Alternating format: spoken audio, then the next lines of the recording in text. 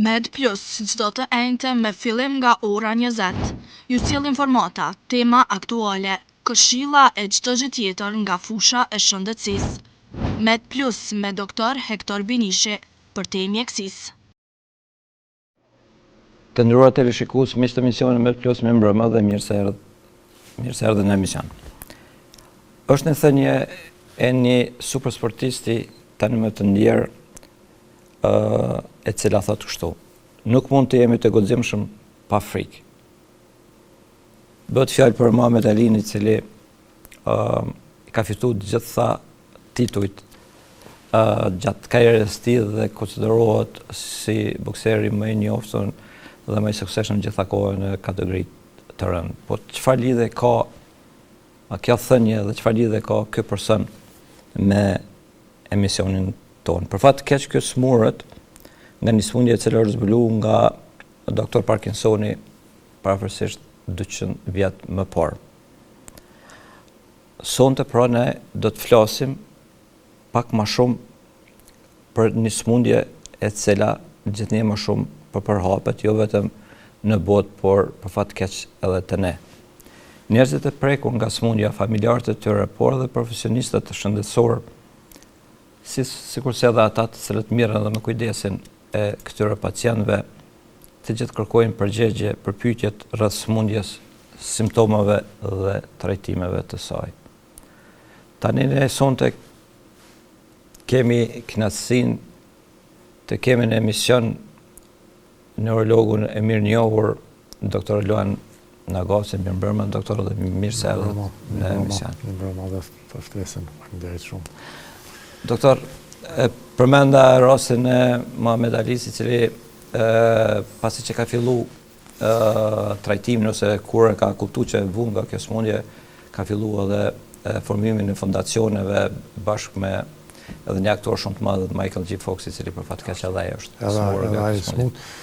Bile për ta plotësuar atë hyrjen që e bën Hektor, është ndoshta një ndër pacientët me Parkinson më i famshëm në botë.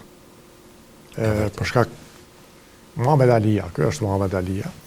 Po, është diagnostifikuar me Parkinson, sigurisht tipik Parkinson për shkak që gjatë kohës mandej do ta trajtojmë, ndoshta për shkak boksit, ndoshta, ashtu mendojnë edhe ekspertët, të cilët e kanë trajtuar dhe para aq sa kemi lexuar dhe ne për të. Përndryshe, Parkinsoni si i tillë nga viti 1817, nga James Parkinson, ashtu si mjek anglez, është zbuluar dhe prandaj edhe quhet si sëmundja e Parkinsonit, kurse nga viti 1977 apo 87, nëse gabofsha, është dita e veçantë për të smurt me Parkinson, që është 11 prilli. Bile kanë edhe një simbolik, është tulipani kuq, si shenjë për të smurt me Parkinson. Si e tillë, Parkinsoni është një smundje kronike, neurovegetative, neurodegenerative, që prek kryesisht sinapsat, gjithsesisht fijet nervore dhe muskujt. Ndërkohë ne mund ta trajtojmë pandej dhe doktor, në aspektin nga ajo që shifet, thotë që shifet nga jashtë, jo vetëm ndryshimet nga brenda që ndodhen në organizëm, si sëmundje apo si sindrom Parkinsoni, çka i shkakton trurit edhe trupit? Cilat janë ato ndryshimet që ndodhen që janë më markantet? Siç e thash, është hyn në grupin e sëmundjeve kronike, progresive për fakt të keq, dhe neurodegenerative. Nga fakti që është sëmundje neurodegenerative, shkatron qelizat nervore, shkatron fijet muskulare, po në këtë rast kryesisht vlefshme janë qelizat nervore, gjithsesi bashkimin e mes dy qelizave nervore apo sinapsa. Aty ndodh defekti. Në defektet e Parkinsoni mundet me qenë presinaptik, do të thonë para sinapsës dhe postsinaptik. Te Parkinsoni dëmtimi është gjithmonë presinaptik.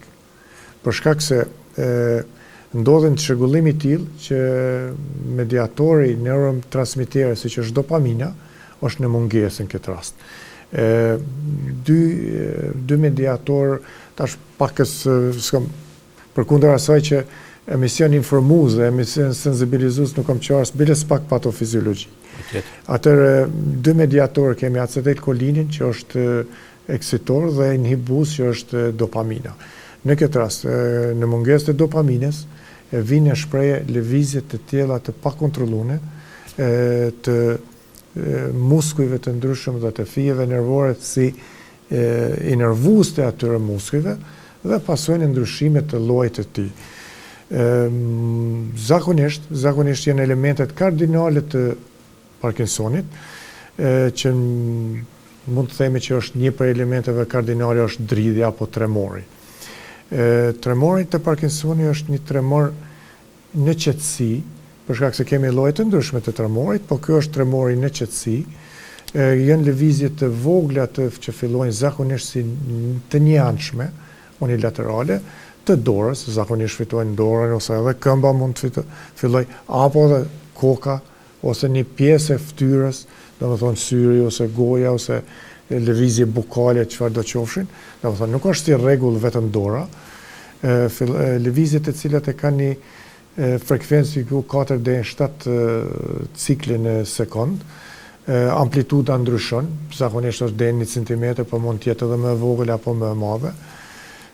Tremor në qetësi i cili gjithmonë në gjumë zhduket, karakteristike Parkinsonit.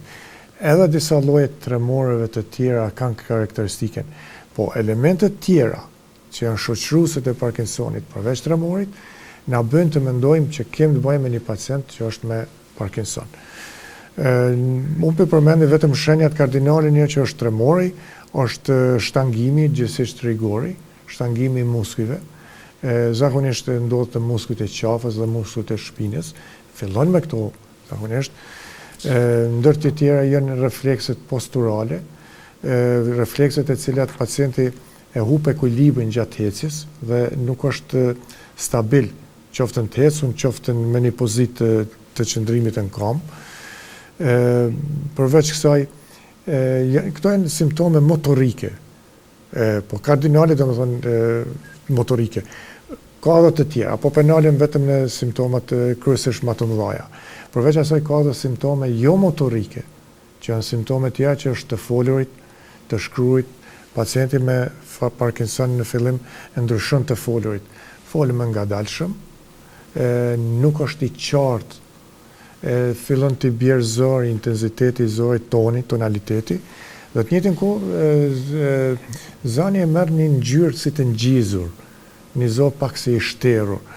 Dhe përçudi është që këto ndryshime të zërit vetë pacienti rralli i has, rralli i vren, kryesisht janë ata familjarë të cilët e detektojnë dhe të cilët apo s'them që e kritikojnë, po e bëjnë një pyetje se çka ka ndodhur me zë. Domethënë një prej faktorëve ose një prej elementeve jo motorik është zëri. Një simptom tjetër jo motorik është mimika e fytyrës. Mimika e fytyrës të pacientit është pothuajse hipomimi, mungesë e mimikës. Domethënë pacienti emocionet nuk është në gjendje të shpreh ashtu që duhet mi shpreh. Mungesë e emocioneve në fytyrën e pacientëve me Parkinson. Përveç asaj, pacienti mandej ka një fytyrë pakës më të ndryshme. Apo në neurologji njihet si fytyra oleoza, facies oleoza. Simptom tjetër që është jo motorik, do të thonë penalem të jo motoriket, janë simptomet të çrregullimit të gjumit. Pacientët e tillë prishet gjumi. Disa nga ata flenë shumë, përderisa një pjesë tjetër ju prishet gjumi dhe kanë një pagjumësi apo një insomni. Përderisa të tjerët mund me pas një hipersomni. Po me flet më shumë. Me flet më shumë. Që nuk e kishte deri atëherë. Domethënë diçka si një lodhje ekstreme, për shkak se muskujt vetveti, për shkak lëvizjes dhe për shkak çrregullimit sinaptik lodhen më shpejt dhe për shkak të radikaleve të lira, disa mediatorëve që lirohen të këto smundje e që janë të dëmshme për fijet muskulare dhe për qelizat nervore. Doktore, ju keni sjellë edhe 3 video, kërkoj prej regjis na prezentojnë në ekran videon e parë, i lutna, me cilat e ilustrohen ato të cilat ju e përmendin, që ose banë me interpretu. Kjo është për shembull një prej shendjave kardinale dridhja, apo tremori. Kjo është një qetësi, po në momentin kur pacientit kërkohet që të zhvillojnë ndonjë lëvizje, që s'paku ta një gotuj, diçka ta kryeni detyrë, atë dridhja manifestohet edhe më shumë. E që është shqetësuese për pacientin, për shkak se këta pacienta gradualisht humbin socializimin, asocializohen për shkak gjendjes emocionale që ndijnë. Për shkak se Parkinsoni përkundër sferën intelektuale shumë rrallë ta atakon. Intelektualisht pacientë janë të vetëdijshëm, janë në gjendje të kryejnë detyrat e tyre, po me kufizime. Domethënë, një prej shenjave kardinale është dridhja apo tremori i qetësisë, që njihet edhe si numërimi parave apo të bësh tableta, pilula, kështu diçka që ashtu është forma, domethënë është fine. Nëse bëjmë videon e dytë tani. Këto janë lëvizjet e cilat janë lëvizje të target, të qëllimta, që kërkohet prej e njëjta gjë. Këto tash kemi një dridhje të dyanshme, meqense Parkinsoni kryesisht fillon gjithmonë një non, edhe gjithmonë një kushtohet aqëranësi. Kjo kemi dridhje të dyanshme, po kemi të ecurin e vështërsuar. Kjo është të ecurin në hapa të vegjël dhe përveç asaj vret një ngurtësim i organizmit. Karakteristikë e veçantë të Parkinsoni është mungon automatizmi i lëvizjes durve gjatë të ecurit. Ai lëvizja sinkrone e durve. Të Parkinsoni është karakteristikë e veçantë.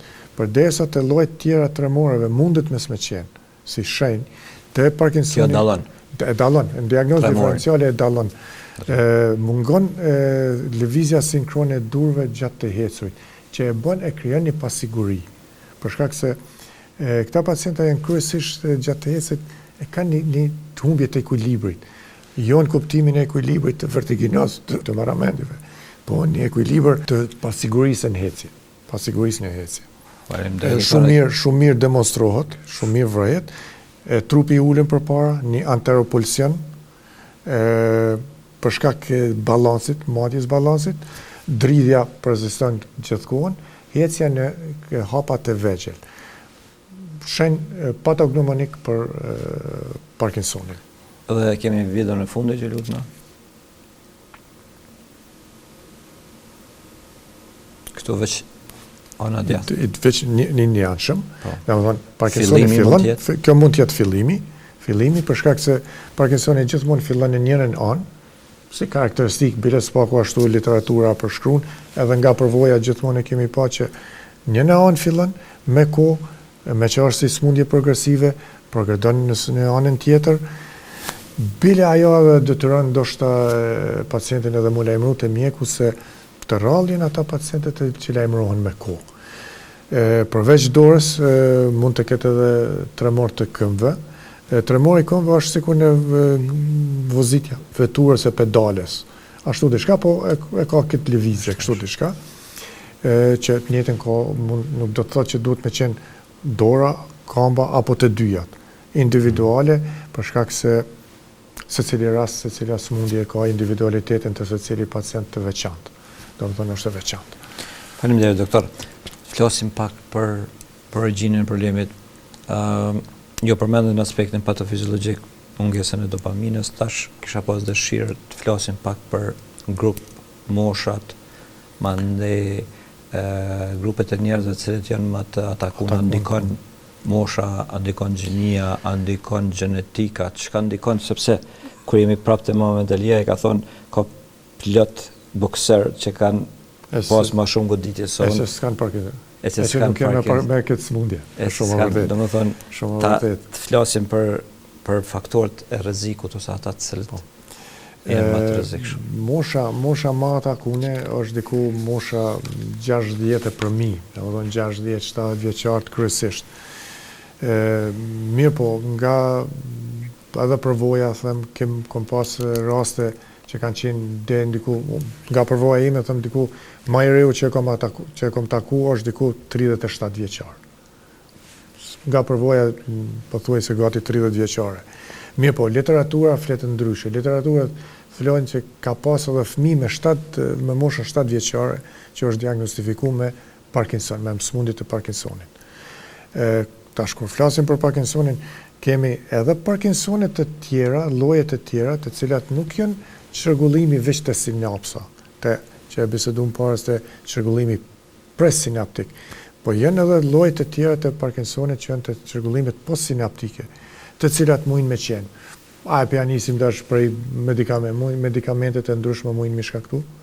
Një ndër medikamentet më shpesh është për shembull metildopa, një për preparateve antihipertenzive. Që është përdorur dikur shumë. Që u përdor shumë, e tani përdoret prapë, po përdoret vetëm te shtatzanat. Vetëm te shtatzanat. Mund të shkaktoj, po për fat mirë është kthys, reversibil. Ka raste kur është përshkruar që është i pakthyeshëm, po megjithatë në shumicën e herave është i kthyeshëm. Një shkaktar tjetër të Parkinsonet postsinaptike mundet me qenë helmimi me monoksid karboni, një gaz i cili gjendet që është i prodhimi makinave apo djegjeve me djegjet e mbrëmshme, apo të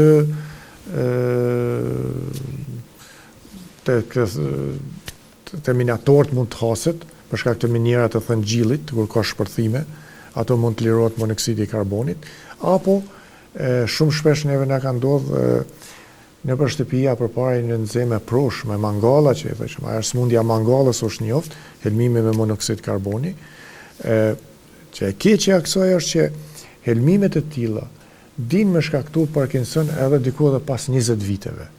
Domethënë, flasim për një çrregullim të shumë serioz, shumë të rëndësishëm, edhe që kërkon një qasje shumë profesionale në trajtimin, qofshin edhe monoksidi i karbonit apo të tjera që i përmendëm. Të tjerat mujnë me qenë dëmtimet të trunit, dëmtimet fizike të trunit. Domethënë edhe ato kemi menduar, ato kur bisedum çështjen e Muhamet Alis, goditjet, domethënë goditjet e trunit mujnë me qenë një prej shkaktarëve. Një shkaktar për shkak moshës shumë i shpesh janë ndryshimet arteriosklerotike të endëve të gjakut. Për shkak se truni furnizohet me gjak bile. Truni është një ndër organet që më shumë të merr gjak. Nëse themi që mendohet që truni është diku 2% e peshës trupore, atëherë merr diku 20 deri 25% të sasisë së gjakut dhe të oksigjenit. Domethënë vetë fishën e peshës trupore, përderisa nuk është organet tjera ky parametër, ky balans. Prandaj është shumë i ndjeshëm, edhe qoftë edhe të arteriosklerozat, atë çdo çrregullim i enëve të gjakut që manifestohet me mungesë të perfuzionit, pason me damtime të qelizave trunore, e të cilat nëse i damton qelizat enkas të cilat janë përgjegjëse për Parkinson, e që është substancia nigra, një pjesë e trunit dhe ganglionit bazale, atër si manifestim sekundare kemi smundjen e Parkinsonit. Përpara nuk është njohur si Parkinson ky lloj Parkinsoni, por është quajtur si Parkinsonizëm, e që në realitet mirë, shumë në rregullisht për shkak se me trajtim adekuat mund të përmirësohet. Përderisa, më vjen keq nëse dikush na dëgjon nga ata që janë me Parkinson, po si til Parkinsoni mjekohet, po më vjen keq edhe, po nuk shërohet plotësisht kur është Parkinson i pastër presinaptik. Domethënë, na mujmë trajtu, mujmë me përmirësu kualitetin e jetës, shqetësimet, po mjekimin e plot për fat keq jo këtu në Gjakov, kur në botë nuk mjekohet si i tillë. Do të shumë shkurt për origjinën e problemit, përmend pesticidet, insekticidet. Ne këtu në vendin ton nuk e dim çka përdorim, me çka ushqejmë, çka pijmë, çka ngrejmë. Duhet me qenë situatë shumë alarmante, nuk I shohim tash pasojët, nashta tash për tash, po në të ardhmen si e përmendet edhe ju, mas shumë vjetë, base edhe me decenje, apo mund të paraqitet ky problem, është një apel që me pas shumë kujdes për ata të cilët mirën me prodhimin e ushqimit, kultivim, të kenë kujdes që ta qesin para vetit në radhë por shëndetin e njerëzve edhe mandej edhe fitimin pse jo. Doktor, po jo gjitha dridhjet, tremori ose dridhjet që quhet në popull, janë Parkinson, që t'ju sqarojmë njerëzve cilat janë ato dallinjat. Po, dridhja si e tillë janë disa lloje dridhjeve. Për shembull, është tremori esencial apo tremori kinetik, dridhjet kinetike, për flas kanë gjuha mjekësisë ose esencial që njihet, që mund të hasen. Jo vetëm të Parkinsoni, që në këtë rast të Parkinsoni nuk e hasim këtë lloj tremori, këtë lloj dridhje, po hasim për shembull të personat që pinë alkohol, të alkooli i qartë kronik mund të hasim. Për marr alkooli i qartë në fillim, meqense pason dridhja dhe gota tjetër e qetëson dridhjen. Edhe mandej hyn në një cikël ku gradualisht nuk ka mandej kthim pas. Është një dridhje e durve, e cila nuk është qetësi, është një dridhje kinetike që manifestohet kryesisht gjatë një aktiviteti sot do të thjesht që kërkojmë pi pacientit, a shumë mirë detektohet nëse ne me dorën tonë prekim dorën e pacientit edhe shohim që e ndim atë dridhjen fine që e ka pacienti, durët e pacientit, apo në të kundërtën kërkojmë nga pacientit që të hapi durët edhe gishtat dhe të vendosim një letër të bardhë mbi durë edhe shohim atë dridhjen e letrës se si është shumë e dukshme. Përveç kësaj, të alkooli i qartë, shumë të sëmundjet e tiroides, të tirotoksikozat, vret e njëjta dridhje, dridhja esenciale apo tremori esencial, apo kinetik, siç njohet ndryshe, të situata stresogjene, shumë është të situata stresogjene, bile, të studentat shumë haset kur kanë ndoshta ndonjë provim të vështirë apo ndonjë situatë, çdo qoftë stresogjene, fillon një dridhje, po e cila me largimin e stresit edhe ajo largohet, to janë dridhje benigne, quajmë ato të kalojnë vetvete. Mandej kemi dridhje edhe tremorin histerik. Tremori histerik është pacientët të cilët kanë çrregullime neurotike dhe po të cilat largohen në momentin kur pacientit I tërhiqet vëmendja. Edhe automatikisht tërhiqet, ndalet edhe dridhja. Këto janë një prej llojeve të dridhjeve, përderisa te Parkinsoni kemi dridhjen e qetësi. Pacienti si I tillë ka gjithmonë dridhjen e qetësi, nuk e ka me të thënën me aktivitet, përveç nëse kërkojmë në format më të avancuar ta zhvillojnë një aktivitet në kuptimin siç e pa në video, marrjen e një gote, pirjen e një kafe apo një gote ujë tjetër, po shumica e pacientëve të cilët janë me Parkinson kanë gjetë një zgjidhje që për mua ka qenë ideale. Nuk e kanë mush gotën plot. E musin gotën përgjysme në mënyrë që mos të dirë dhe gjatë aktivitetit. E që për fat keq që ashtu funksionojnë, po që ashtu edhe duhet me funksionu, mu adaptun rrethana të reja që do qofshin ato. Mandej kemi edhe një lloj tjetër tremori që është tremori intencional apo tremori statik. Këto hasim kryesisht që nuk është prap Parkinson. Do të thonë tremorin e qetësi na flet neve kryesisht për sëmundjen e Parkinsonit. Përderisa llojet tjera të tremoreve mund me qenë të kthyeshme apo të njëjtën kohë nuk janë Parkinson, që është shumë më rëndësishme në këtë rast. Tremori intencional është një lloj tjetër I tremorit që paraqitet në damtimit të trurit të vogël të cerebellumit.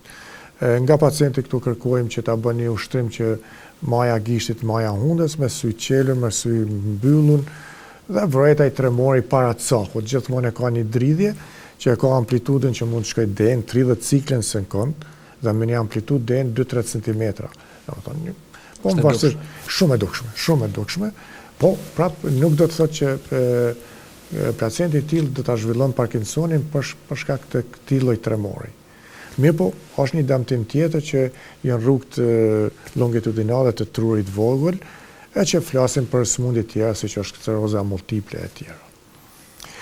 Ka edhe tremore llojeve tjera, si që është arteriksi, mandej, në tremore nifet për shembull edhe spazmat janë që populli i njeh gërqet. Janë mioklonit, po që janë më raste që kërkojnë ekzaminime shumë shtesë dhe janë benigne disa. Për shembull gërqet i kemi shumë të shpeshta edhe ne në trup, secili prej nesh e kemi përjetuar një njëherë apo tjetër në formë. Gjatë lodhjeve, gjatë sforcimeve të mëdha fizike, gërqet sidomos janë karpopedale, në mushkujt e gastrocnemiusit, të cilat me një tërheqje kalojnë, eventualisht mungesa disa elektrolitëve, siç mundet me qenë magneziumi më shpeshti, po shkakton edhe kalciumi apo të tjera. Doktor, faleminderit. Jemi ardhur në kapitullin apo në pjesën kur do të flasim për diagnostikim të kësaj sëmundje, po nëse ju pajtoj, ne për disa çaste do të shkëputemi prej studies, do të shkojmë në ordinancën atë ju ku punoni, që të flasim për një metodë edhe një shërbim i cili shërben shumë në diagnostikim jo vetëm të sëmundjes Parkinsonit. Pra, me knaqësi shkojmë. Të dashur miq, ne një herë po përfundojmë këto dhe së shpejti do të rikthehemi në studio. Dhe atëherë, mirëpafshim. Med Plus me doktor Hektor Binishi. Miq të dashur, si edhe e paralajmërova ne, tani kemi ardhur në ordinancë aty ku punon doktor Loan Agaci për të biseduar më shumë për një metodë ose edhe mbas edhe pak më shumë për çështjet të cilat i takojnë diagnostikës. Doktor, që më tepër lidhur me arsyet pse kemi ardhur këtu. Një ndër metodat ndihmëse gjithsesi të diagnostifikimit të sëmundjes Parkinsonit është edhe color Doppler sonografia. Ne mund ta demonstrojmë si punohet, metoda si punohet, është një ndër metodat e lehta për punë, shumë e lehtë për pacientin, nuk është metodë invazive, nuk është metodë që e kushtueshme që edhe në atë drejtim të duhet me mendu ka një herë, kështu që unë kisha demonstruar një herë se si punohet dhe mandej ndërkohë bisedojmë rreth detajeve. Patjetër, do të ishte shumë mirë që edhe publiku ta sheh këtë shërbim, këtë egzaminim, po para se me dalte ajo, sipas informatave unë që kam doktor, ju jeni ndër porë, mos them edhe i porë, për gjakur, po se po, edhe nivel vendi që keni filluar me këtë aplikimin e kësaj metode, edhe keni bërë një eksperiencë shumë të madhe dhe e vlerësoni si një metodë shumë të rëndësishme jo vetëm për këtë çështje për cilën ne apo për këtë temë për cilën ne jemi ardhur sot, por edhe për çështje tjera. Unë kisha pas dëshirë që ndërkohë ju më tregu që edhe për cilat raste të tjera përveç sëmundjes Parkinsonit mund të përdoret dhe po tani një të lirë. Po, mund gjatë ekzaminimit edhe të jap sqarime më tepër për këtë metodë diagnostikuese. Për ekzaminim të color Dopplerit nuk kërkon ndonjë përgatitje të veçantë për pacientin. Mjafton vetëm pozita shtëri, qafa të jetë e lirë. Paraprakisht gjithsesi të çdo ekzaminim ultrasonografik nevojitet lirja me zhelën adekuat për shkak kontaktit sondës sa më mirë me lëkurë. Çdo incizim që kryet në real time, domethënë e shohim live me njëherë, edhe me njëherë mund të jemi në gjendje të japim edhe një gjendje aktuale të enëve të gjakut kujdo qofshin. Domethënë së pari shkojmë në prejen transversale, kjo është e karotis communis, dhe këtu e kemi bifurkacionin, edhe ndohen karotis eksterna dhe arteria karotis interna. Pse është e rëndësishme pikërisht këto artere të ekzaminohen këtu?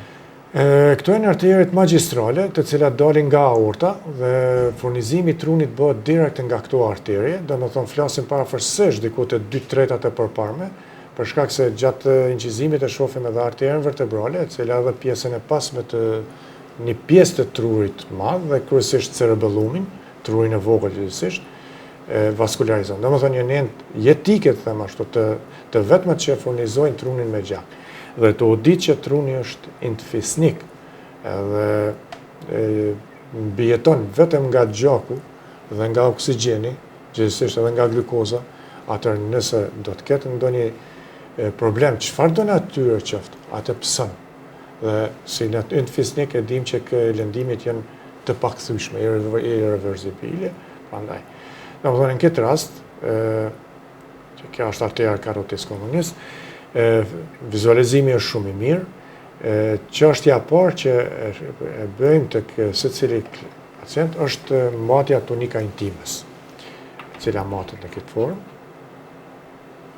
Për shkak të screeningut, çdo dëmtim i tunikës intima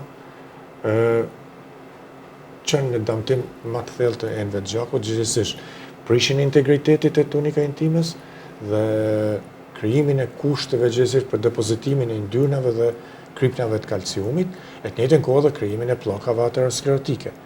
Domethënë, tunika intima në këtë rast është ajo e cila na përcakton a kemi të bëjmë me një arteriosklerozë apo krijimin e pllokave që është atëherë prandaj kalojmë në aterosklerozë, krijimin e pllokave ateromatoze.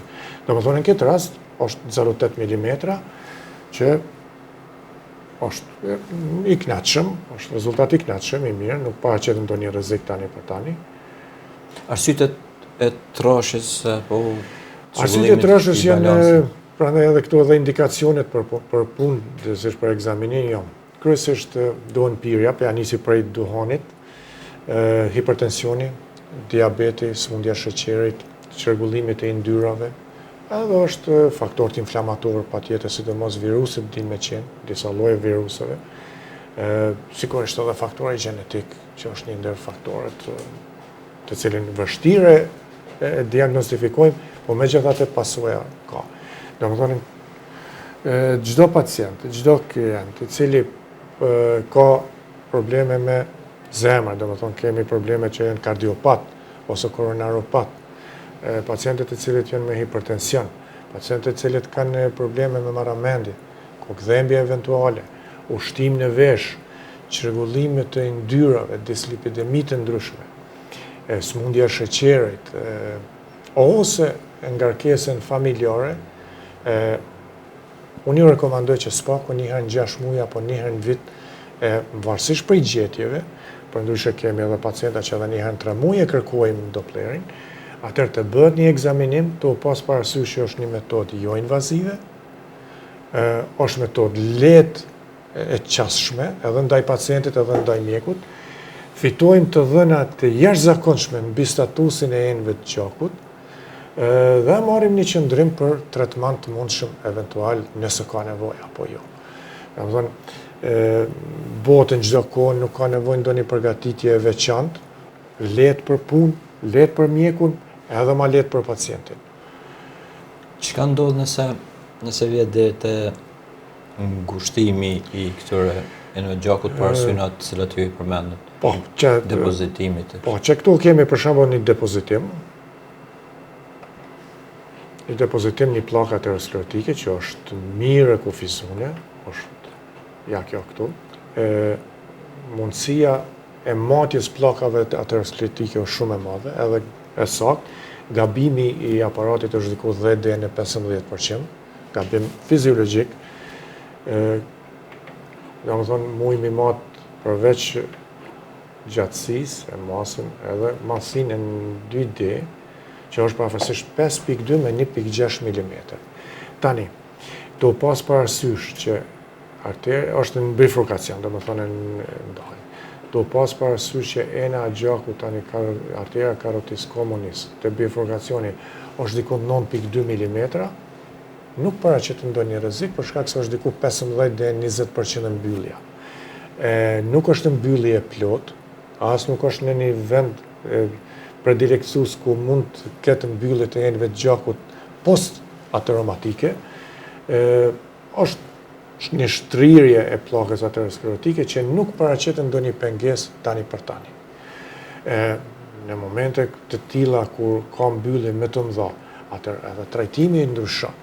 Në këtë rast, për shembull, rekomandohet kryesisht terapi antiagreguese dhe terapi ndaj yndyrave, aspirina ose acidi acetil salicylik ose klopidogreli, ose në këtë rast patjetër yndyra gjithsesi statusi i lipideve duhet me qenë. Domethënë i qasshëm duhet pas parasysh edhe HDL-in edhe LDL-in gjithsesi. Mira këtij incizimi është për shkak se përveç morfologjisë, këtu matëm edhe hemodinamiken. Domethënë është color Doppler. Të thotë hemodinamika, doktor, është hemodinamika, po, është masin perfuzionin, gjithsesi qarkullimin e gjakut, me çfarë shpejtësie dhe sa vëllim mund të shkojë trurit gjak për centimetër sekond. Domethënë kënë të rast e shohim arterën carotis communis, që është e qashme mirë.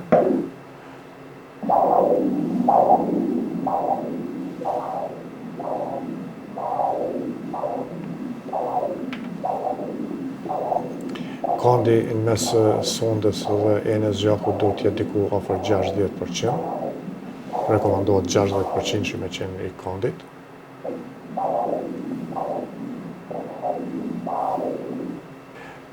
Tani ngrim pozicionin për një moment dhe fillojmë me matje. To kemi një qarkullim ideal, që është diku 71.3 cm në sekund.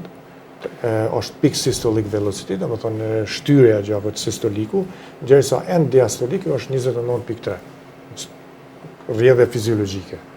Përkundër pllakës aterosklerotike që e ka, nuk pengon në qarkullim gjakut.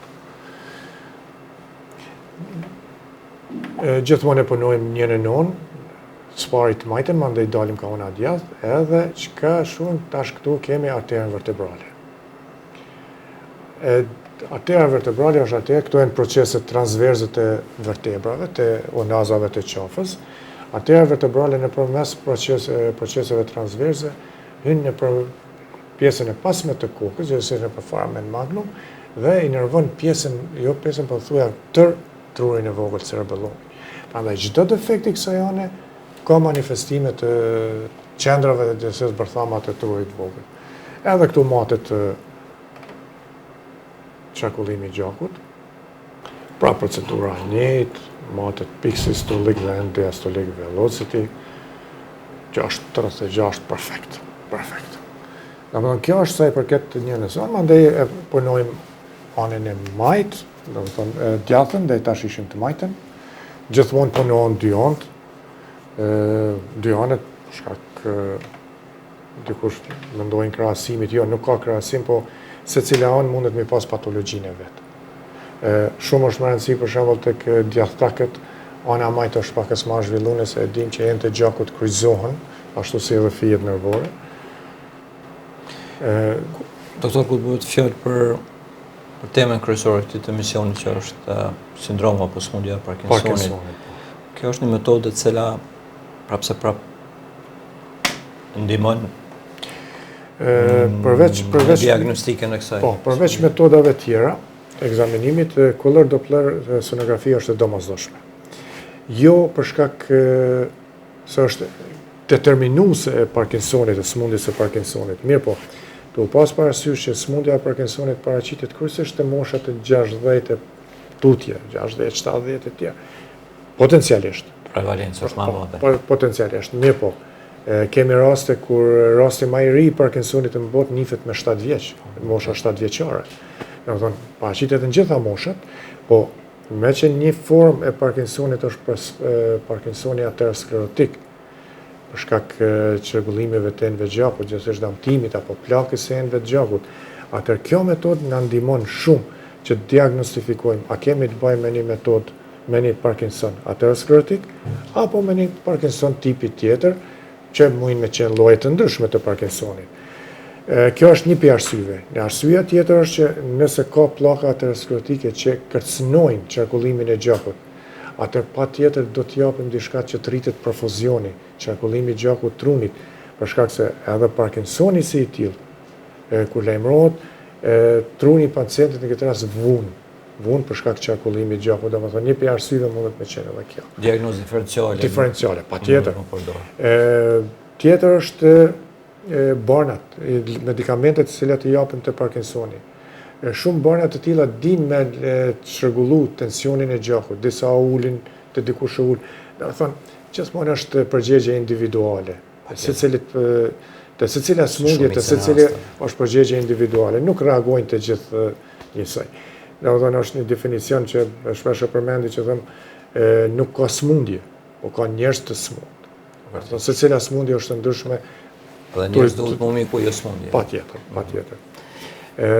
Kjo është ndryshe te Parkinsoni, të pas parasysh edhe moshën dhe ndryshimet në gjakut. Mundësit potenciale të këtyre pacientëve të pësojnë ndonjë iktus cerebrovaskular, domethënë ndonjë piksje tru, gjakderë dhe e tjera. Në këto ent magjistrale të gjakut, të enëve të gjakut, të qafës, domethënë kur e punojmë, mund ta parashikojmë a mund të ndodhë diçka e tillë apo jo. Për shkak se shumica plagëzave, shumica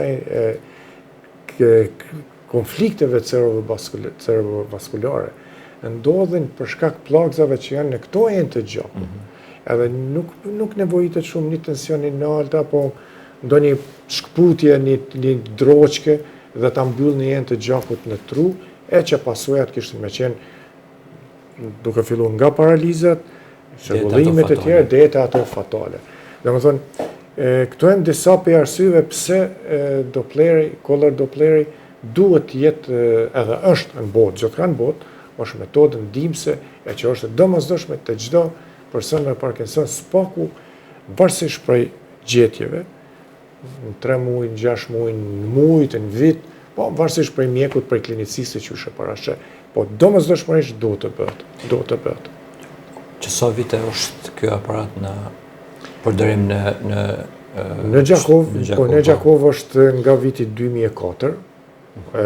Unë jam trajnuar nga viti 2002, po mandej derisa ardh 2004. Shërbimet kanë filluar prej 2004. Prej 2004 kanë filluar, po, kryesisht për ne, domethënë color Dopleri, më të them pohri, që kanë filluar me punu me color Doppler.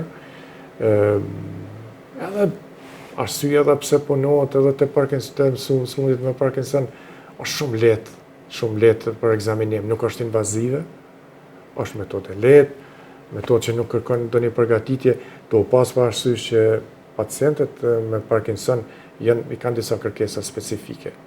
Në këtë rast, asnjë kërkesë nuk ka nevojë pacienti ta ketë për një ekzaminim të tillë. Domethënë nuk ka ndonjë përgatitje ushqimi apo veshje apo diçka, vetëm nevojitet në regionin e qafës me qenë i lirë dhe gjithçka kryhet. Do thotë doktor, e para punës është që nuk ka nevojë një para përgatitje. E dyta është se kemi në Gjakov, edhe s'kemi nevojë të shkojmë dikon tjetër, secili është i lirë me bë përgjedhjen e vet, po mundësia është këtu. Mandej efekt anësor nuk ka, nuk humbet edhe atë shumë kohë dhe mund të më qenë mjaft raste dhe përcaktues për ecurinë e matutjes të smundjeve të ndryshme përfshirë edhe për Parkinson. Veç një kontraindikacion e ka që lëkura rreth regionit qafës mos jetë e damtuar në kuptimin ndonjë djegje, ndonjë proces eventual të lëkurës e tjera. Atëherë, doktor, faleminderit, ne do të vazhdojmë për matutje në studio, atëherë faleminderit edhe nga ju. Faleminderit edhe pacientët. Med Plus me doktor Hektor Binishi.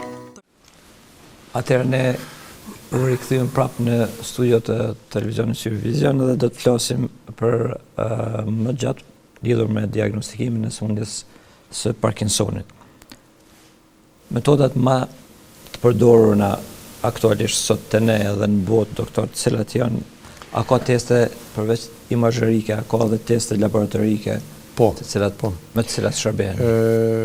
Megjithatë, pasqyra klinike është ajo që neve na determinon më së shumti rreth smundjes së Parkinsonit, për shkak se në shumë raste gjetjet imazherike mundin me qenë të varfura, apo mos të jenë aq bindse, po megjithatë pasqyra klinike na flet për smundjen e Parkinsonit.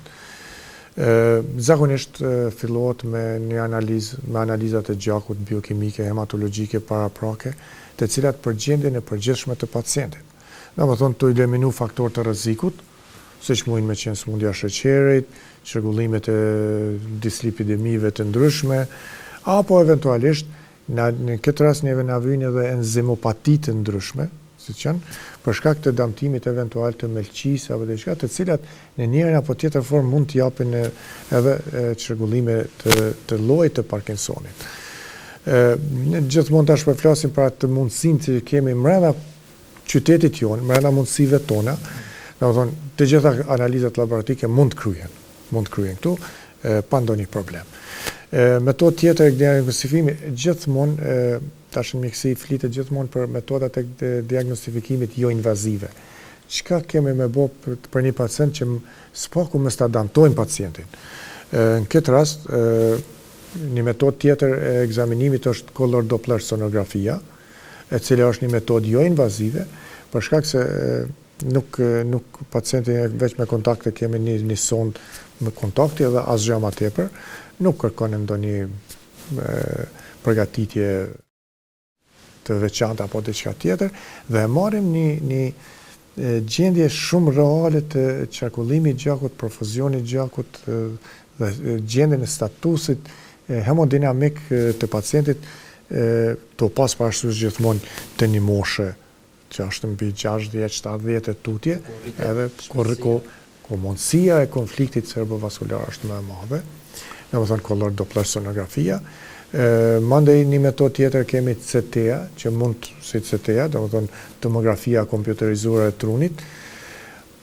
Të vërtetën ne si metodë kemi më rutinë është kjo, po nuk është që përfitojmë diçka, nuk mund ta përfundojmë me kaq, përveç në raste kur vrehen damtimit e ganglioneve bazale shumë evidente. Ata do të me qenë një stat shumë i avancuar i smundjes Parkinsonit për më ardhur në atë nivel. Edhe që ta përfundojmë, patjetër. Një metodë tjetër është rezonanca magnetike, patjetër rezonanca, në këtë rast rezonanca magnetike punohet me 1.5 Tesla, me 3 Tesla, përderisa tash në Gjermani dhe në Mbretërinë e Bashkuar, gjithsesi në Angli, punohet me 7 Tesla. Përmendni për shkak se me 3 Tesla dhe me 7 Tesla, Tesla është njësia punuese e rezonancës magnetike, sensitiviteti i imazhërisë është jashtëzakonisht i madh. Mundësia e gabimit imazhërik është shumë e vogël, pothuajse me 7 Tesla, pothuajse 0. Për fat keq në region nuk kemi të tillë, ne kemi mri veç me 3 Tesla ta kemi, po këto janë mundësitë tona për momentin. Nuk mjafton me kaq, një ekzaminim shtesë që kërkojmë është DAT scan apo SPECT, imazhëria e sistemit nervor qendror, që është një inqizim shumë senzitiv, shumë i ndjeshëm, që punohet me modulator, gjithsesi me neurotransmeter sintetik, e që e vizualizojnë aq bukur ganglionet bazale, dhe të njëjtën kohë ndihmohet me PET, me position emission tomography, që punohet me izotope, me glukozë me glukozë, po tip izotopësh, që e përcjell edhe aktivitetin e dopaminës në këtë rast. Domethënë, jemi në gjendje mi përcjell dopaminën se apo metabolizohet për dekarboksilazës apo jo. Këto dy metodat e fundit për fat keq, PET-in ekziston në Kosovë, po në klinikë. DAT scan-i po në klinikën në QKK, përderisa DAT scan-in për fat keq nuk e kemi, po edhe ne e me të këtyre dy metodave që janë shumë të kushtueshme. Patjetër. Për fat keq janë shumë të kushtueshme, shumë, domethënë nuk flasim për një shumë të vogël, por për shumë jashtëzakonisht të mëdha, që për një pjesë pacientëve besoj që janë pa përballueshme. Po është metodë diagnostifikuese e cila i plotson ato kriteret edhe standardet që një pacient ta quajmë që a ka apo nuk ka një smundje të Parkinsonit, epitet apo të them që do ta bën ton jetën. Për trajtime, doktor, na kuptuam ku është problemi kryesor në aspekt medicinal të Parkinsoni. Po ta dëshirë për të flasim pak për mënyrat e trajtimeve aktuale të cilat përdoren tani edhe kudo.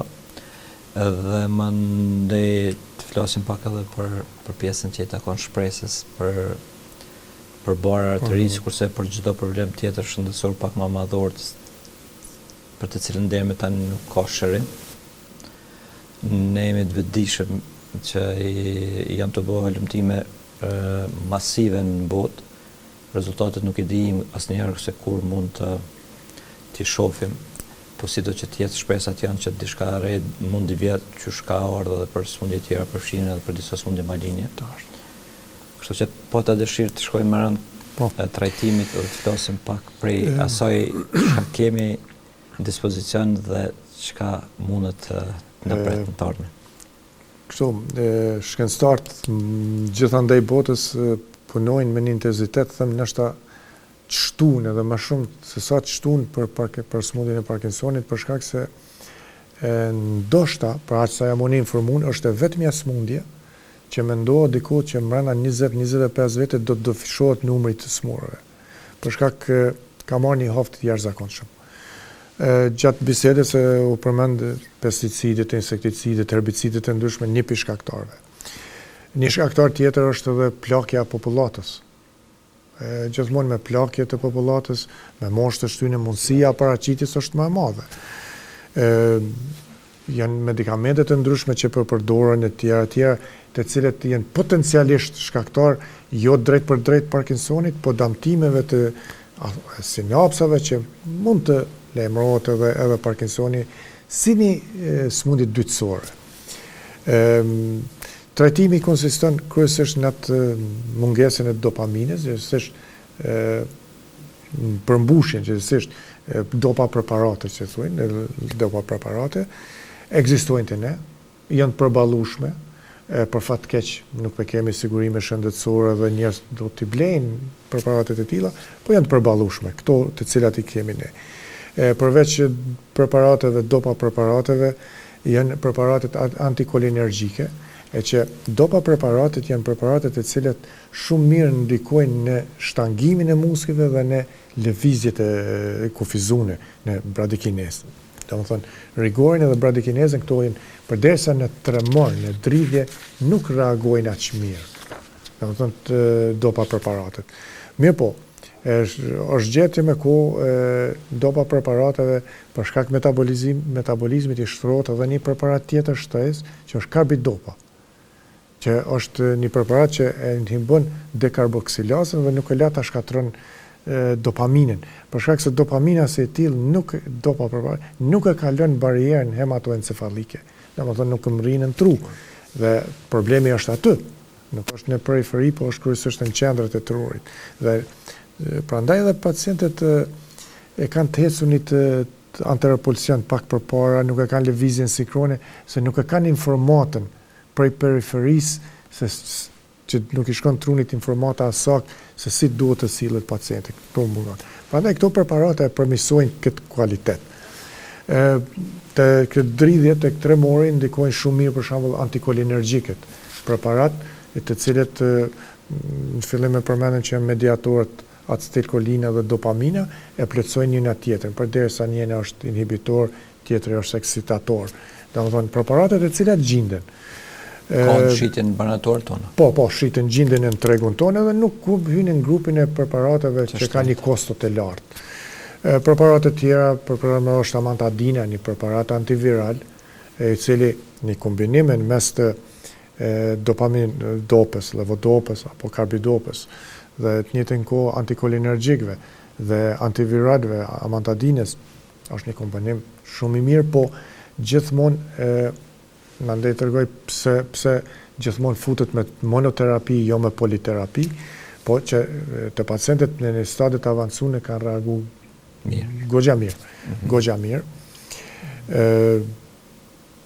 Preparatet e reja ka mjaft, është punohet jashtëzakonisht shumë për preparatet e reja, po preparatet e reja kanë atë fokusin në agonist të dopamines. Domethënë, çka duhet me bëj që dopamina të mri në atë qendrën e vetë, në vendin ku ka caktuar natyra, ashtu që të funksionojë organizmi mirë. Domethënë, këto janë preparatet e cilat e ndihmojnë çat lëvizje. Në atë drejtim është ka punohet shumë dhe mendoj që kanë mri mirë, ka preparatet e tilla, prap janë të kanë një kosto prapë të përballueshme. Domethënë nuk hyn në grupin siç njihen për shembull citostatikët apo kemioterapia, atje nuk I takojnë aty në banave. Kjo na bën që të gjithë pacientët të cilët janë me Parkinson, ekziston një shpresë për shkak se mjekimi I Parkinsonit nuk është individual, veç për neurologut, meqense është lami kryesisht e neurologëve, po këtu kërkon një gamë të gjerë të spektrave mjekësore. Domethënë kërkojmë edhe kardiologun për shkak se nëse është aterosklerotik, ai ka mi prek edhe sistemin kardiovaskular. Ka mi prek edhe sistemin oftalmoplegjik, këta kanë probleme edhe me të pamën, kanë probleme me çrregullime të tretjes, kanë probleme me obstipacion. Domethënë këtu neve na nevojitet edhe gastroenterologu. Përveç kësaj, rehabilituese me siguri. Përveç kësaj, shumë rolin e rëndësishëm ka edhe rehabilitimi, domethënë fizioterapeuti, gjithsesi fiziatri. Po në vendet e posaçme, në vendet e perëndimit janë fizioterapeutët që janë të trajnuar enkas për këtë lloj edukimi, domethënë janë të edukuar për këtë lloj trajtimi. Po sido që tjetë, përveç fizioterapisë, shumë ndihmojnë edhe higjiena personale, jo në kuptimin higjienës, pastërtisë, po higjiena në kuptimin e ushtrimit. Ushtrimet e ngadalshme, ditore, qoftë edhe një 5 minutë, një 10 minutë, e ngadalsojnë procesin e avancimit të smundjes.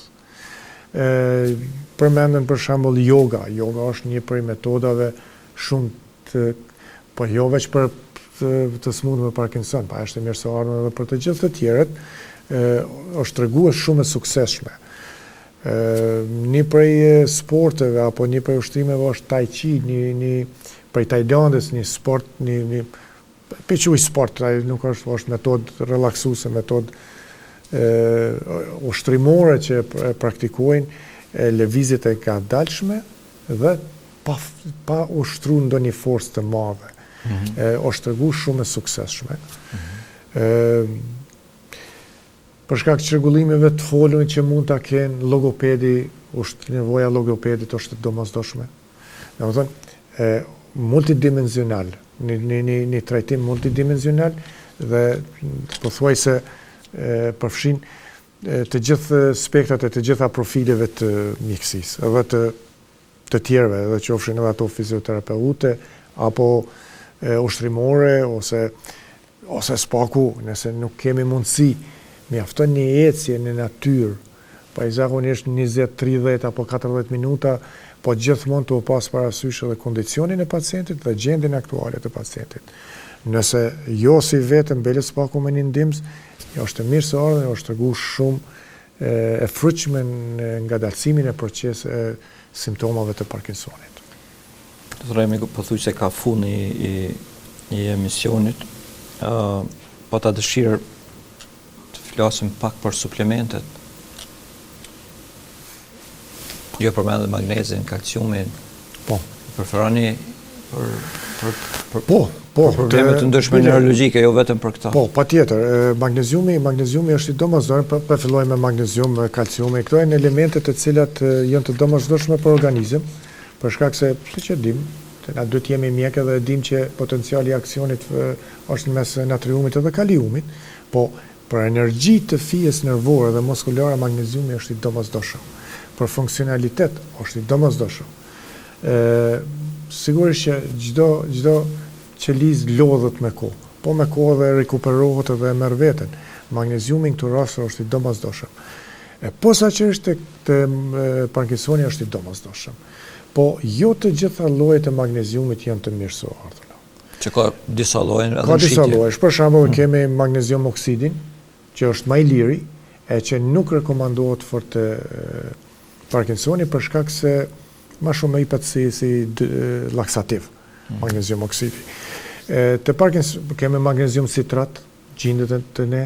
Domethënë, kur flasim gjithmonë flas për ato të cilat janë të mundshme dhe të kapshme për gjepin e popullatës jonë. Domethënë magnezium citrati prap nuk hyn në grupin e grupeve të magneziumit që është I rekomandueshëm. Ndër magneziumet që rekomandohet më shumëti është magneziumi glicinat.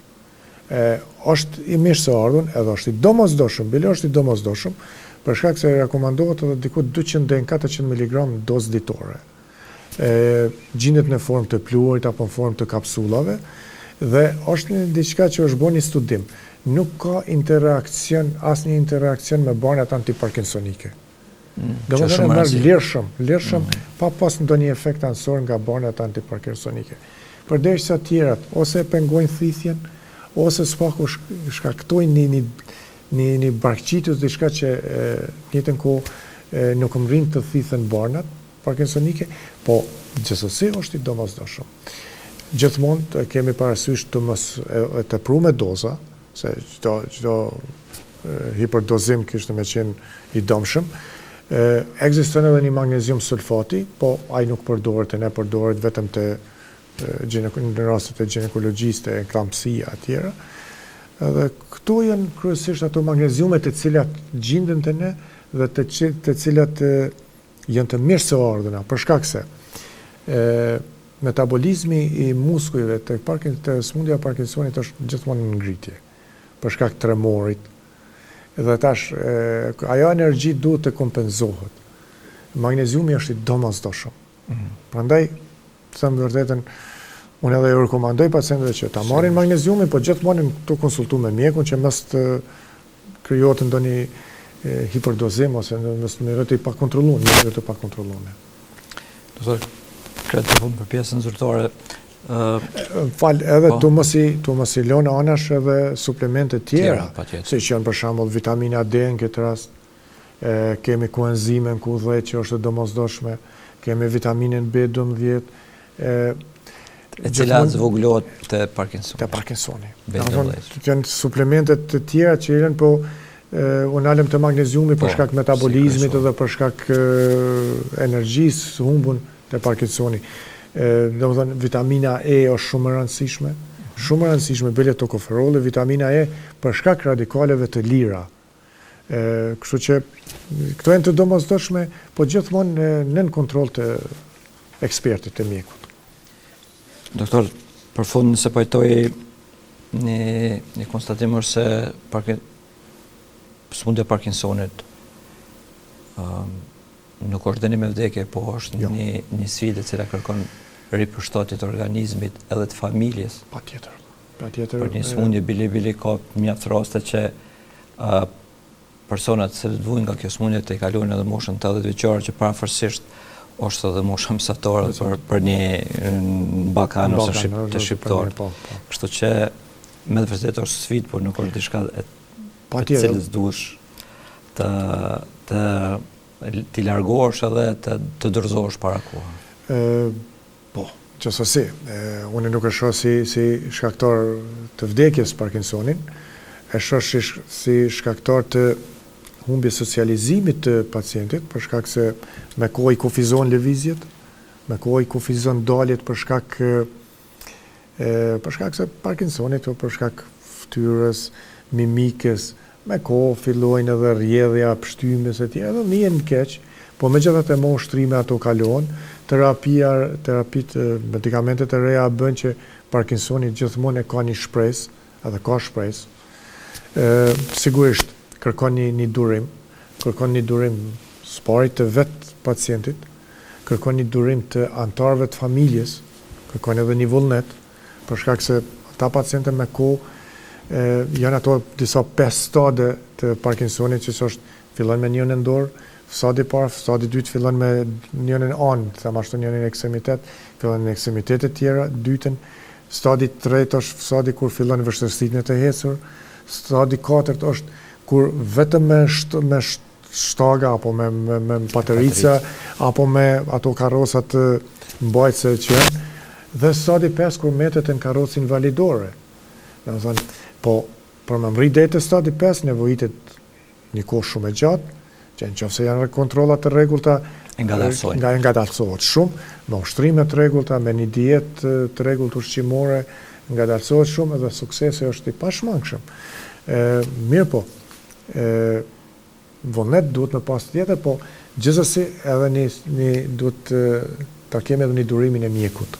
Patjetër. Edhe mjeku duhet ta ketë një durim të jashtëzakonshëm, për shkak se kemi të bëjmë me pacient të rregullt, me një smundje progresive që secilin kohë avancon, dhe duhet mjeku t'ja qelloj kohën kur është e përshtatshme për fillimin e trajtimit. Jo gjithmonë simptomi i parë, i dyta apo diçka e tillë që nuk e pengon pacientin është koha e duhur për trajtim. Sipas organizatës botërore të shëndetësisë, gjithsesi shoqatës neurologëve, e mira koha më e përshtatshme është atëherë kur pacientët fillojnë të pengojnë shqetësimet, gjithsesi krijojnë shqetësime ato pengesa që ka, qoftë dridhja, qoftë të folurit, qoftë të hecurit, qoftë konstipacioni apo tjera. Atëherë është koha më e përshtatshme. Po jo pse ka veç një dridhje dhe duhet fillohet me mjekim. Po nëse pacienti i pengon atë, patjetër që po. Edhe një gjë mendoj që është e vlefshme për ta thënë, te smundja e Parkinsonit është, unë e quaj terapia intelektuale. Në kuptimin preparatet mirën zakonisht doza të vogla dhe gradualisht rriten për shkak të keqësimit gjendjes, përkundër terapisë ato kanë më keqësu dikur. Mirë po, shpesh ju lojmë pacientëve kohën e marrjes së preparatit dhe ta cakton ai vetë se kur do mi marr, se kur i keqësohet gjendja. Se jo gjithmonë pacientët me smundje të Parkinsonit i kanë shqetësimet para dite, pas dite apo në mbrëmje. Në momentin kur i ka shqetësimet më të mëdha, atëherë i lihet terapia. Prandaj edhe lihet quhet si terapi intelektuale. Pacientit ja lojnë vetë ta ordinon terapin gjithmonë në dozën terapeutike të përcaktuar nga mjeku. Po jo ta përcaktoj dozën vetë. Sigurisht. Doktor, shumë faleminderit. Ishte kënaqësi, edhe unë kështu do ta shfrytëzoj rastin pak t'ju përgëzoj për emisionet doktor Hektor, për shkak se jo vetëm që me emisionin e juaj për popullata e gjerë për merr një dije, një edukim shëndetësor, po të njëjtën kohë dhe sensibilizoni popullatën për probleme të ndryshme që janë në interes të popullatës së gjerë. Kështu që jeni për çdo lavdot. Faleminderit doktor, besoj që kjo është më pakta që mund t'i afrojmë publikut jonë dhe popullit jonë. Në fund, pyetja personale, doktor. Është një temë e cila kërkon kuraj o motive tjera, doktor Lan. Ndonjëherë thua se ne zgjedhim betejat tona e ndonjëherë betejat na zgjedhin neve. Kështu që ka momente kur edhe ata që mbajnë përdor pacientin aspektin përkrajes, inkurajimit, si është gjithmonë puna ju, se jeni të njoftën për këtë punë, nganjëherë duhen të mësohen që edhe atyre t'ju mbajnë dorën. Tani ju para 2 viteve, nëse gaboj, keni pas një infekcion të rëndë me Covid. Po. 19 aq të rëndë sa që ka qenë shumë e rrezikshme për jetë. Por, siç shohim, ju kthyt jo vetëm në vendin e punës, po ju keni kthy jetës me krejt pasionet që keni pas bili. E kam një përshtypje jo vetëm unë, por edhe tjerët, edhe sot që ishim bashkë me ju, se keni një dritë rejnë sy, një dritë e atij që ka fitu një betejë të madhe. Para se me ju pyet për pyetjen personale, unë me të vërtet, si koleg, e mik juaj duna me ju falendëru, që në rastin e juaj, ka ndodhur një mrekulli, edhe keni vërtetuar se mjekët nuk janë vetëm ata që shohin, por janë edhe ata që ringrihen, duke falendëruar në radhë por dashurisë për jetën, dashurisë për tjerët, e cila të ju asnjëherë nuk ka mungu. Tash, për më intereson, e di që është shumë personale, po për atë edhe bëj këtë pyetje, në ato ditë vështira, çfarë mbajti më shumë gjallë, shpresa, dashuria e njerëzve që keni për rreth, që keni pas një kujdes shumë të madh familjar, kolegial, që flet shumë se sa ju vlerësojnë edhe tjerë përveç familjes, dëshira për t'ju kthyer pacientëve, apo ka edhe diçka tjetër, apo janë gjitha këto? Ai ka qenë një periudhë shumë e vështirë e jetës sime. Njerëz për rreth që du mi falendëru, mas pari shkëndin, fëmijët e mi, kolegë, shokë, miqt, ty personalisht për kujdesin, edhe të gjithë të tjerë që në kujdes, sidomos klinikën efektive të Prishtinës kanë pas një kujdes të jashtëzakonshëm. djalin tim, Blinin, të gjithë kru pa mas.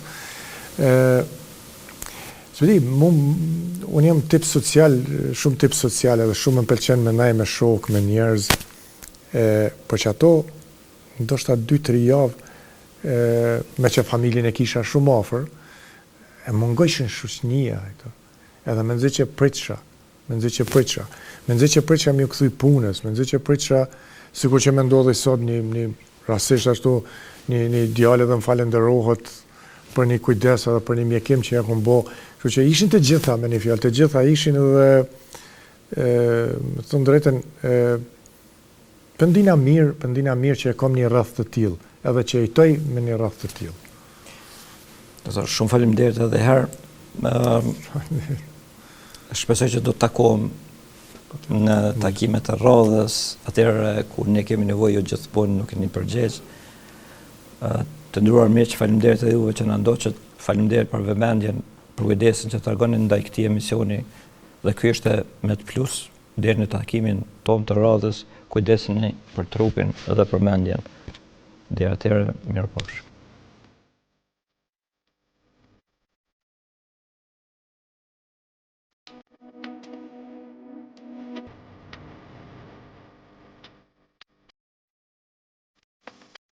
Med Plus, çdo të enjte me fillim nga ora 20. Ju sjell informata, tema aktuale, këshilla e çdo gjë tjetër nga fusha e shëndetësisë. Med Plus me doktor Hektor Binishi, për te mjekësisë.